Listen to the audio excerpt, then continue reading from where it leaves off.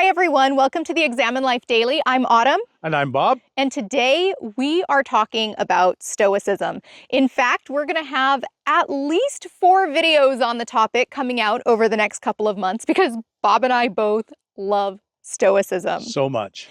It's such an incredible philosophy of life that can complement any tradition. It just helps us live well. And today we want to tell you why. Bob's going to describe a brief history of Stoicism and talk about some of the core foundational principles, such as interconnectedness and flowing in accordance with nature. I'm going to share a little bit about the core virtues of Stoicism, all of this to give a foundation as to why we think this can really benefit your life if you practice this philosophy. Right. Yeah, I have always loved Stoicism. I see it as very, very tied to Buddhism. In fact, there's reason to believe that the Stoics were influenced by the Eastern thought. By then, Alexander the Great had gone to the East, lived in India. He had taken philosophers, famous philosophers, one who was one of the Cynic school of philosophy, and they had gone to the gurus and the wise men and the sages of India and learned from them all of the basic Hindu and then what will become Buddhist philosophy of the East. And then they brought it back. And so I see a lot of it in Stoicism, and I believe that's a lot of it originated there indirectly. Today is just an intro. There are criticisms of Stoicism, and we're going to cover those at the end of today's video. So if you are familiar with Stoicism and you've come kind of to let us know how wrong they were, that's fine. We want to hear from you. We want to hear from you in the comments, but we will address the 3 major criticisms at the end of the video. So briefly, the history of Stoicism, so you know its place in history. It started in 300 BC, roughly 300 BC, in Athens, Greece. It was started by a man named Zeno. Zeno was heavily influenced by the Cynics. And as I just mentioned, one of the prime Cynic philosophers had gone to India and brought back Eastern philosophy. So I think you find that in Stoicism. And so Zeno founded it, and he taught at a place called the Stoa. And why would I care? Well, the name Stoic came from Stoa, and Stoa means porch in Greek.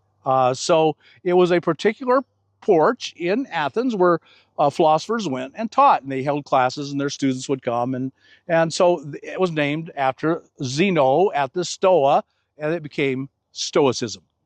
And the word Stoicism now means someone who suppresses their emotions, but that isn't what it meant when they started using it at all. That isn't what they intended. And it really doesn't mean that. It's just one of the things we take from it wrongly. There are 3 main teachers of Stoic philosophy that we work from, and they are Epictetus, Seneca, and Marcus Aurelius.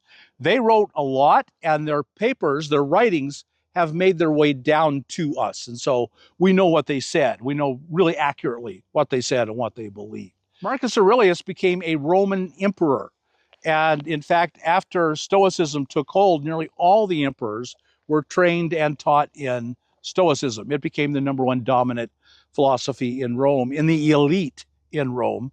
And so he was taught in that, and he lived it. And he wrote a book called Meditations, which was his private diary. He wrote only to himself, never dreamed it would be published and made available to the whole world. And so that's what we know about Marcus Aurelius, is his personal private diary, which has been published as the Meditations. Epictetus was a slave, born a slave, lived a slave. He was very intelligent, obviously, his master could see that, got him trained in philosophy and used him. That was his role as a slave, was to teach the children and to be the philosopher in the family. And then eventually his master set him free. And so we don't have Epictetus's writings directly. We have them from one of his students. One of his students wrote down everything he taught and then published that. And that's where we get that. Seneca was born to a wealthy family in Rome, and he became more and more wealthy. He was highly educated by his family. And then he became an advisor to Nero, the emperor of Rome. So those are the 3 main philosophers we will talk about, and their writings mainly form the Stoic philosophy. There are several things in this history that I think are really significant. One, I am always drawn to ideas that transcend what could be really divisive. So just in the history alone, the three core teachers, we have everything from slavery to emperor. And we also see that it is across the world, really, influenced by India, influenced by Greek thought. Stoicism itself really influenced Christian thought. And Very much. I also am just so struck with the fact that Marcus Aurelius's self-examination, his personal diaries, have significantly impacted the world, because Stoicism has really impacted the world. So that's the power of an examined life. You never know if 2,000 years after you're not even here, if it can still be influencing the world in a beneficial way. Yeah, it is really remarkable. Well, Bob, I know you were going to share about how Stoicism flows with nature. Right. One of the core principles that influences everything else they say and do is to live in accordance with nature. You'll find that phrase, living in accordance with nature, throughout all the Stoic writings, right from the beginning through the three main teachers we're talking about, used over and over again. And so you have to understand that principle to understand the rest that's coming. So these three philosophers were completely immersed in Indian thought. And so their idea of nature is exactly like if you pulled it out of Buddhism or Hinduism. It's the idea that all is connected, all is one. There is only one universe. It's a form of what's called philosophical monism. Everything is interconnected. And you and I are one thing. And so anything I do to you, I'm actually doing to myself. So if I do harm to you, I'm hurting myself, and that's completely illogical. But if I do good to you, and if I care about you, and if I treat you well, I am in fact treating myself well. And so you can hear this philosophy in all major religions. Do unto others as you would have them do unto you. So I'm only going to give you one quote of this idea of interconnectedness, that we are all one. And there's so many directly from the Stoics and from every philosophy and every religion. And this one comes from someone that I admire more than I can possibly express, and that's from Martin Luther King Jr. He wrote this in his letter from a Birmingham jail, one of the masterpieces of writing. This is what he said: "Injustice anywhere is a threat to justice everywhere." Of course, justice being one of the primary virtues that the Stoics lived by. "We are caught in an inescapable network of mutuality, tied in a single garment of destiny. Whatever affects one directly affects all indirectly." So in a country where you're treating, 20% of the population like animals, we all suffer for that. And if you want the best country, the best life, then you have to start treating everyone with justice and equally and with compassion. And so that is an extremely Stoic idea. It's an extremely Christian idea. It fits into all worldviews so well, but it's at the core of Stoicism. You were going to tell us about the virtues, the Stoic virtues. Yes, and real quick on the Martin Luther King point, I think about how much he was influenced by Gandhi, and I think Gandhi's influence in India and the way India influenced Stoicism. It's just really cool to see the web, how interconnected we are in this world across time and place and culture. We do know that Gandhi had read several books on Stoicism and was impacted by it. And there you can see the influence from Gandhi, like you said, from Gandhi to Martin Luther King. Yeah, absolutely. And yes, Stoicism rests very firmly on what they call the four cardinal virtues. So there's plenty of principles that we are going to be talking about in other videos, but every principle really rests in the rooted foundation of four virtues that are the premise of Stoicism. And one of them is justice. So the four are courage, moderation, justice, and wisdom. And the idea with each of those is they themselves are very interconnected. The four cardinal virtues are incredibly interconnected, and I'll share how in just a moment.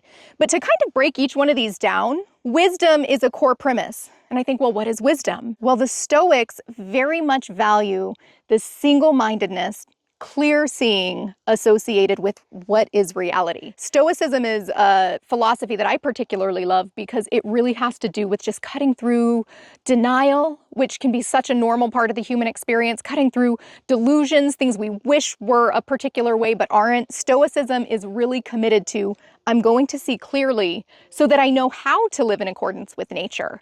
In order to live in accordance with nature, we need to see clearly. Justice is the sense of interconnectedness, really. It's, I must stand firm in proper principle, in guided ethics that serve one and all. With this idea that if it serves me but not all, it's not a virtue. If it serves someone else and not me, it's not a virtue. And so it is that sense of we are absolutely interconnected, and therefore we need to be just to one another, fair, equitable. Then there's courage. Courage helps us stay just. It helps us stand in the face of resistance to justice so that we can basically serve one and all. And temperance, that's really the foundation of self-respect, discipline. Everything. Everything. Courage without temperance could just be recklessness, impulse issues. Like if you have impulse control issues, that would be courage without temperance. Yet, courage also outside of temperance also could be too much fear, perhaps cowardliness, or a sense of not being willing to take enough risk. So we really need the wisdom, which is the virtue, in order to know where the temperance lies, in order to have proper courage. And courage itself is so deeply tied to justice. This example you just gave with Martin Luther King Jr., can you imagine the courage it took? I mean, he gave his life for it, so did Gandhi. The courage to do what is right because it is right, because there's such a dedication to a principle so much greater than our individual self. I also want to share a bit about justice without temperance. That actually can become domination. So justice without temperance is domination, yet justice without courage would be compliance, and potentially complying to something that is ultimately really harmful. I mean, look at all of the compliance that there was to things like slavery or segregation, which Martin Luther King stood so firm against. So with Stoic principle, the way, I have a B. Virtues within Stoicism, again, are a core foundation. Essentially, every principle comes back to this root that when we live with wisdom, courage, temperance or moderation, and justice, we are in accordance with nature. In fact, the Stoics believe that that is the natural state of the human, which is why we feel both bold and strong and calm and good, essentially, when we are in alignment with the four virtues. Right. What all philosophies do is try to answer the question of how shall we live? Because, we don't come with a manual that says this is the way you should live, or this is a manual that says this is the way to be happy. So to the Stoics, the virtues, if you followed the virtues, happiness would result. The Greek word is eudaimonia. That means well-being. It doesn't necessarily mean happy feelings. That's what we confuse so often. We think happy feelings are happiness, and they're not. It is this much greater, the combination of the four virtues lead to eudaimonia, well-being, a well-lived, contented, calm, peaceful life.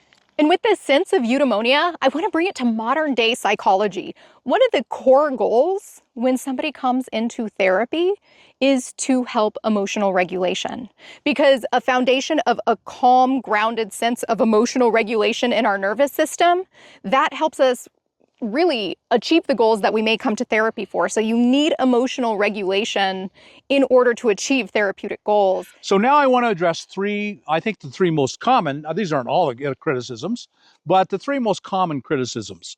The first is that it's too individualistic. In fact, I read an article by, I believe it was a general or a colonel in the Army, talking about how Stoicism does not fit in the Army because Stoicism is too individualistic. It's too much of an emphasis on my own well-being, my own eudaimonia. And I just want to say that is completely unfounded. He's completely ignoring cosmopolitanism and sympathia, that what happens to me happens to you. If you go to Marcus Aurelius, who was an emperor of Rome, he wasn't living for himself. If you read the Meditations, He is constantly talking about acts for the common good. Every day when Marcus Aurelius woke up, and every word he writes in the meditations is so that he can serve his people better. There is no individuality in it. I gain my well-being by my service to my community. That's Marcus Aurelius. Seneca got up and went to work every day serving Nero, trying to do good for the community, for Rome. Epictetus was not just out for himself. He devoted his life to teaching Stoicism so other people's lives would be better, so that it would be passed around. So yes, it's very individualistic. However, what affects you affects me. And so if I fail to do good to you, I have failed to do good for myself. So while it is very individualistic, it is also extremely collective. Hearing that criticism, I think it's a real misunderstanding of the core premise of Stoicism. Yeah. Because while there is a focus on self, that focus on self is in service to seeing what I can control so that I have the courage to perform proper justice. And courage and justice is all aimed at the collective. And so the focus on the individual is to see, how do I impact? How do I harness my energy to have effective impact? And it wouldn't be Stoicism if it didn't move forward into, so I can serve the collective whole. Very much. Yeah. Another area of misunderstanding where Stoicism often gets criticized is there's this idea that a Stoic will suppress their emotions. And this idea is so deep that it's even part of our vocabulary. If somebody doesn't show a great deal of emotions, they're considered Stoic. But for the Stoics, emotional suppression is not the aim. Emotional regulation is the aim. In fact, in the other 3 videos we filmed on Stoicism, I talk at length about how the Stoics really take in information from their environment, data, feedback that is interpreted as emotions to help guide behavior. So emotions are really revered, but they're not impulsive. They're not out of control. They're used as an incredible tool. So if we were to suppress emotion, we couldn't have the reason that we have to make decisions, wise decisions. So while Stoicism gets that premise, because a lot of times somebody who does practice Stoicism doesn't have very exuberant, even happy emotions. I was telling Bob earlier, that's one way that I'm not Stoic, because I get really happy a lot, and that could appear dysregulated, even if it's a pleasant or joyful emotion. So that's kind of the origin of where that criticism comes from. But true Stoicism harnesses data from emotions to make informed decisions. Right. They're not in conflict. Not at all. No. The third criticism is that there is too much disdain for externals. And I think that is another great misunderstanding about what they're saying. They aren't saying, don't take care of the outside world. Every morning when Marcus Aurelius woke up, there were a million things he was bombarded with about running the Roman Empire. For like 5 or 10 years, he was an active general out running the army, fighting the enemies of Rome. You don't think he woke up and got busy with external things? The point is, understand that they're external things. You don't absolutely have control. You make your best battle plans. You train your soldiers the very best you can. You equip them the very best you can. And then you send them out and you have no control.